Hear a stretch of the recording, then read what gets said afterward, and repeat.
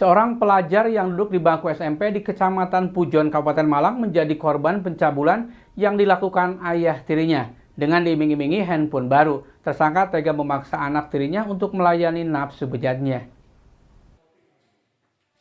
Korban pencabulan dan persetubuhan anak di bawah umur yang masih duduk di bangku sekolah menengah pertama di Kecamatan Pujon, Kabupaten Malang, dilakukan oleh seorang ayah tiri berinisial AM, asal desa Ngesingan, Kecamatan Pujon, Kabupaten Malang.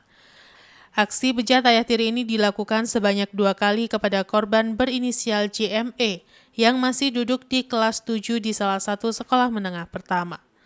Awal kejadian ini bermula pada 11 Januari lalu, sekitar pukul 22.30 waktu Indonesia Barat, tersangka menuju kamar korban ketika pintu kamar tidak terkunci dan korban dalam posisi tertidur. Kemudian tersangka meraba kemaluan korban dari luar celana. Korban pun kaget dan terbangun serta sempat menolak. Pelaku malah meneruskan aksi bejatnya dengan meraba dada korban. Pelaku terus memaksa meminta untuk tetap melayani perbuatannya.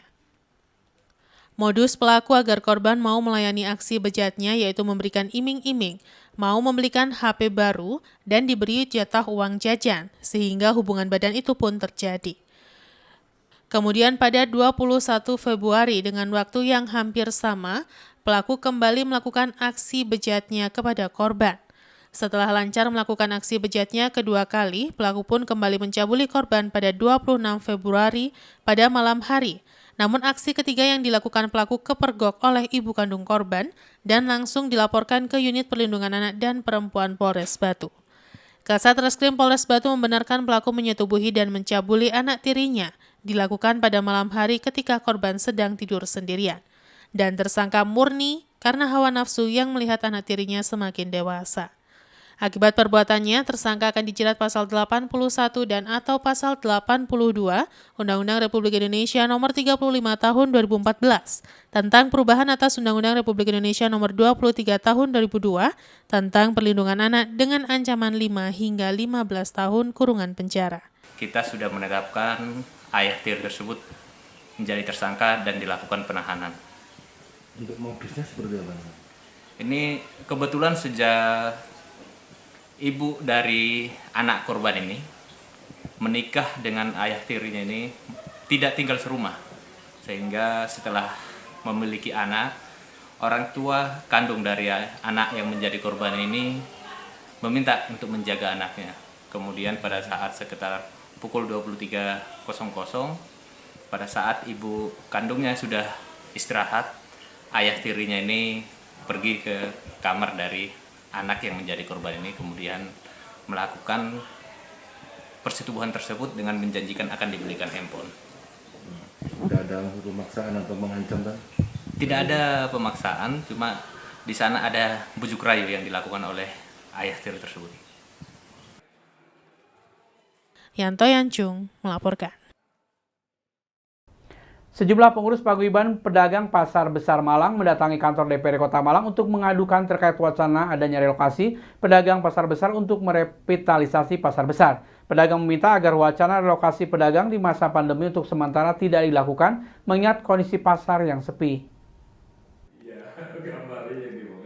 Puluhan pengurus paguyuban pedagang Pasar Besar Kota Malang mendatangi kantor DPRD Kota Malang untuk melakukan hearing dengan Komisi B DPRD Kota Malang.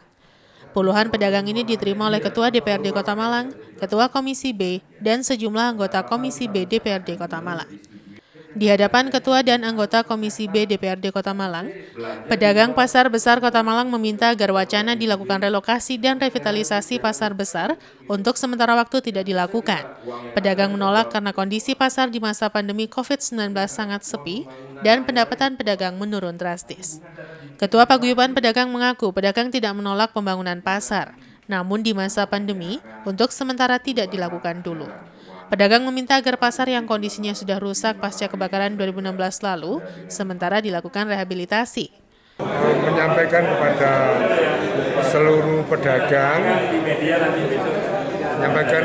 pedagang, untuk apa yang sudah kita bicarakan dengan Dewan, yaitu aja apa yang sudah kita bicarakan dengan Dewan, kita sampaikan kepada pedagang. Karena kalau relokasi nanti pasti akan membutuhkan biaya lagi gitu. Oh bukan, ya banyak apa itu dari teman-teman ini ada yang karena ini masih pandemi, ya, dan juga kita masih belum apa itu para pedagang belum diajak bicara sama apa itu wali kota secara keseluruhan, ya. Nantinya supaya jelas semua. Ya. Sementara Ketua DPRD Kota Malang mengatakan untuk wacana terkait relokasi pedagang untuk sementara tidak akan dilakukan. Namun terkait permintaan pedagang untuk dilakukan rehabilitasi pasar, Ketua DPRD menambahkan anggaran untuk rehabilitasi sudah disediakan. Sementara terkait kondisi kelayakan pasar besar, Ketua DPRD mengaku belum mendapat laporan dari Pemkot Malang. Pihaknya berharap agar Pemkot Malang segera melaporkan terkait kondisi kelayakan pasar besar, sehingga ada keputusan jelas dari DPRD dan Pemkot Malang terkait pembangunan pasar besar. Kami kan sebenarnya Dewan pun berharap ada laporan resmi dari Pemkot terkait hasil laboratorium tentang kondisi pasar itu.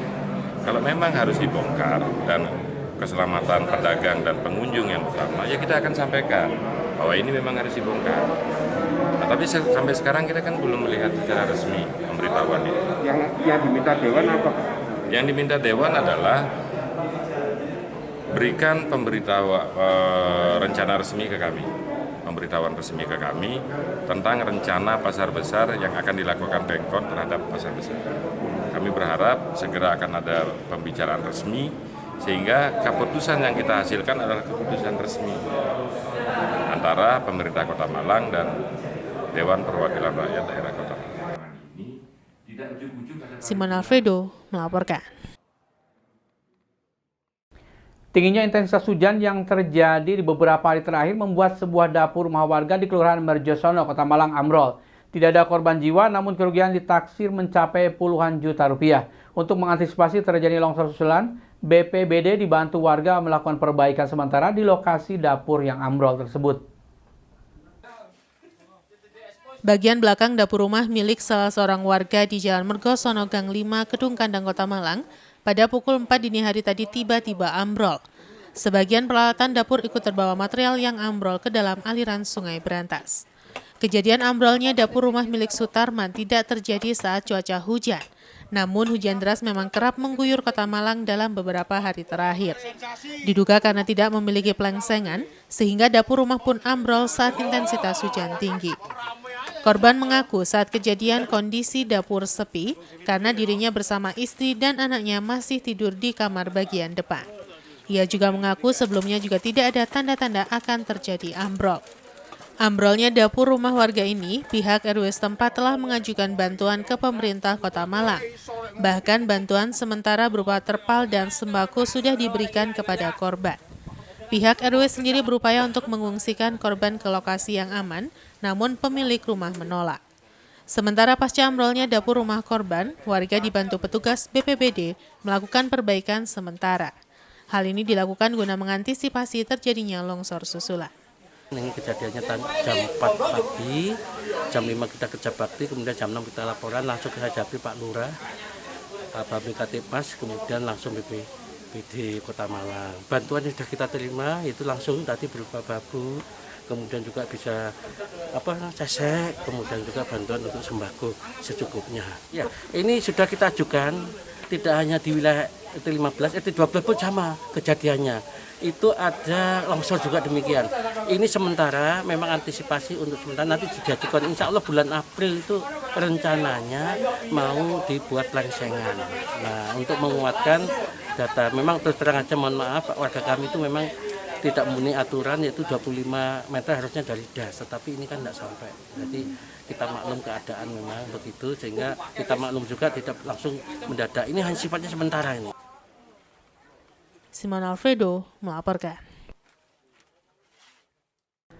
Terima kasih Anda masih bersama kami Info 7 Malang Raya. Wakil Wali Kota Batu Punjul Santoso mengemukakan kerusakan gedung kesenian Kota Batu kini dalam kondisi memprihatinkan dan terbengkalai, bukan karena teknis pembangunan maupun bencana. namun sebabnya lebih pada kultur tanah dan juga sempat terjadi kebakaran ringan, sehingga proses pengajuan perbaikan perlu ada kajian kembali dari Dinas Pekerjaan Umum dan Pemukiman Rakyat.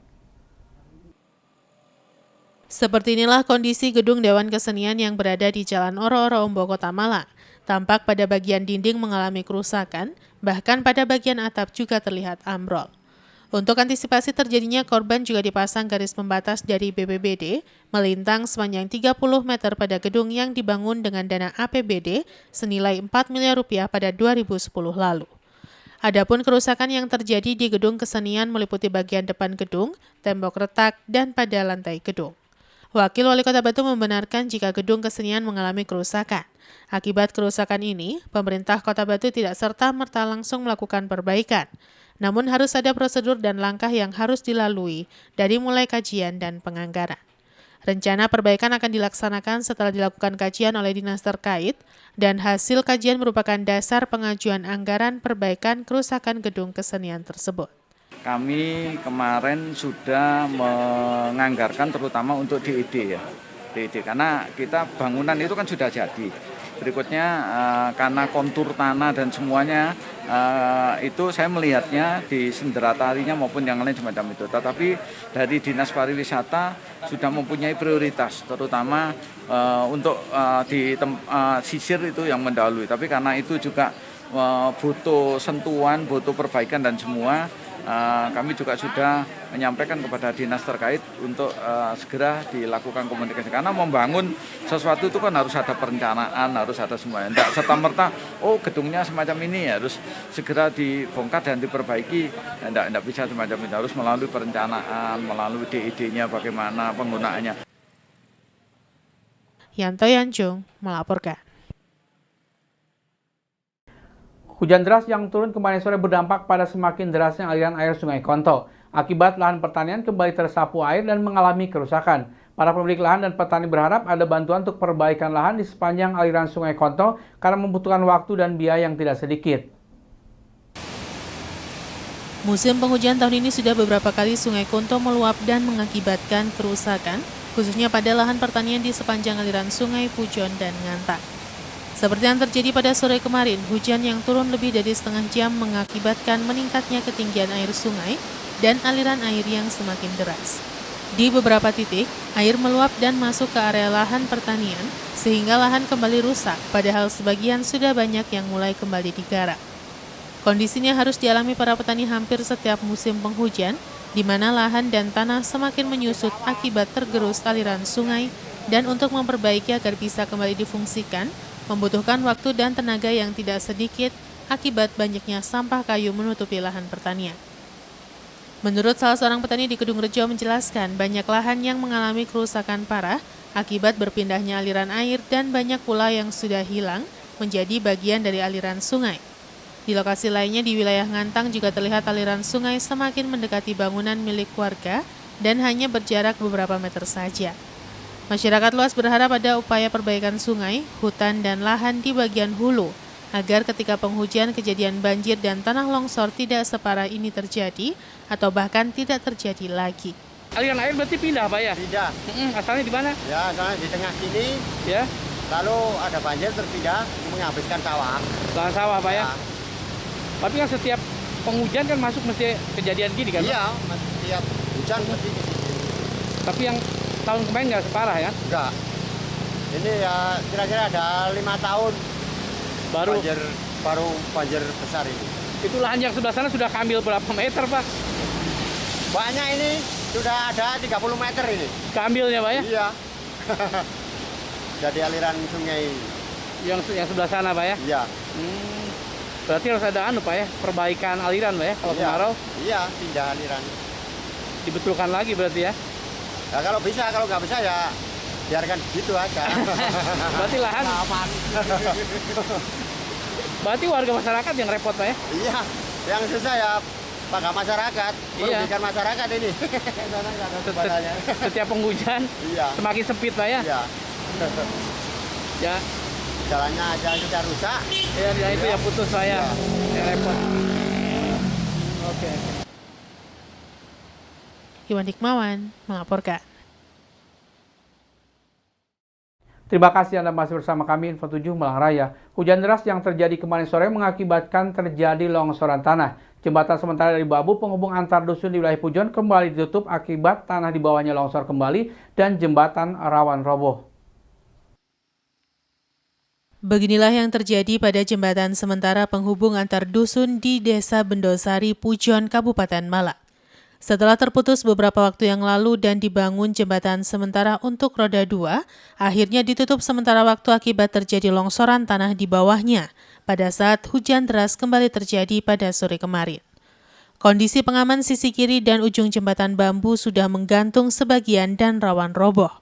Terputusnya jalan menuju dusun Dadapan dari arah Bendosari ini mengganggu kelancaran aktivitas warga, khususnya akibat jembatan sementara kembali rawan roboh dan akses jalan ditutup untuk pejalan kaki dan kendaraan roda 2. Untuk pengendara roda 2 masih ada jalan alternatif melingkar menghindari jembatan, namun kondisinya tanah bercampur lumpur sehingga cukup sulit untuk dilintasi.